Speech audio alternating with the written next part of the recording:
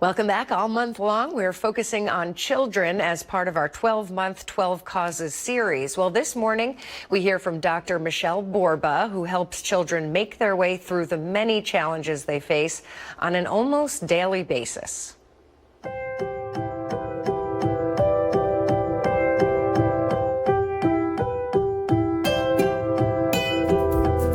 I'm Michele Borba. I'm an educational psychologist, resident of Palm Springs. I've had the wonderful opportunity of working in 19 countries around the world, and I'm passionate about helping kids in their mental health.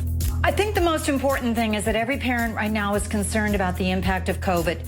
And so what I'm really trying to do is help parents realize what a difference that they make. The most important thing is to be calm, so your kids are calm.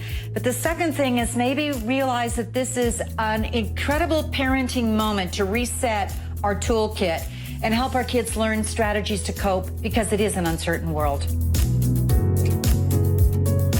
What we do know, if anything, is the pandemic has really impacted our children.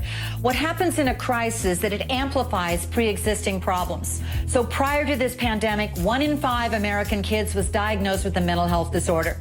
The CDC now warns us that the next wave of the pandemic is going to be a national mental health crisis for our youth, which means we have got to step up to the plate and realize that we've got to help our kids cope.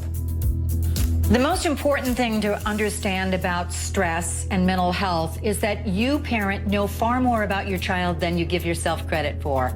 So what you're looking for is what I call the TOO index, T-O-O. Watch your child.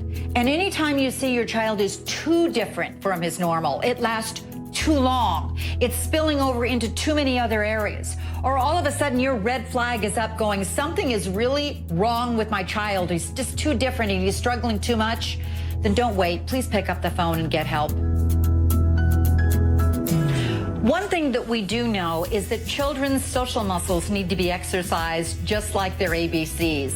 And during this pandemic of social distancing, what's happened is our children have been more and more isolated, and more kids are saying they're very anxious about those school doors opening and now going back to school. First, don't try to talk your child out of the fear. It's real to the child. Instead, what you can do is start introducing slowly in little dosages fear back to the kid. Well-liked kids say hello. So start waving as you go out to the walking, as you're going to the grocery store. Look eye to eye at someone, not down, but look at the person. You also do one other little thing.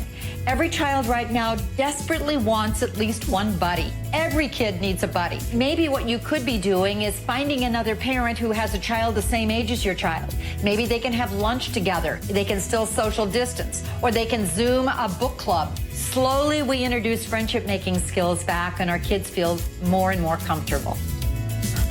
I am passionate about kids. I think that they're hope for our world. I think they're hurting right now. And I think most of all, I've had the immense opportunity to be able to realize we can do this. The research is on our side. The only thing that parents maybe not have is a toolkit on how to raise a resilient child.